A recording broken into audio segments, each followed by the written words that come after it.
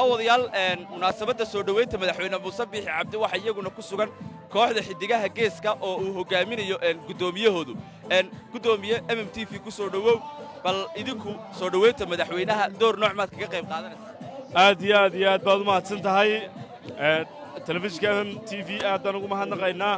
sida arkaysaan looma kala maqna maanta soo dhaweynta madaxweynaha qaranka kooxda xidigaha geesku waxay ku soo dhaweynaysaa doorkii horeba ay ku lahayd kaalmaha noocan oo kale ah waa suugaan waa heesii xalay iyo habeen horeba ay dhageysanayseen ee cusbaa ee loogu talagalay safarkan madaxweynaha qaranka jamhuuriyadda Soomaaliland waa hees Yurub Maxamed Cabdi Yurubgeey ay qaadi doonto oo aad moodoba in ay sifaynayso saadaasha xataa jawiga subaxa saaka aynu ku sugannahay iyo heestii Axmed Aarshe iyo Khadras Rimo ay wada qaadayeen labada heesood ayaanu kaga qayb qaadanaynaa munaasabadda soo dhaweynta madaxweynaha qaranka jamhuuriyadda Soomaaliland gudoomiye anagoo kaaga mahadcelin waqtiga qaaliga MMTV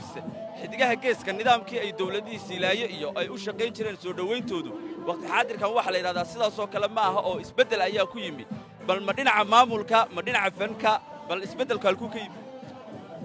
ruuxaantii wax isbedeli ma jiraan xilliyada aad tabi jirteen ee arki jirteen xidigaha geeska iyo dawladda oo wada shaqaynaya waxa ugu waaweynaan jirtay xuska 18 May waxaana ogtiin 4 sanadood ee madaxweyne Muuse uu joogay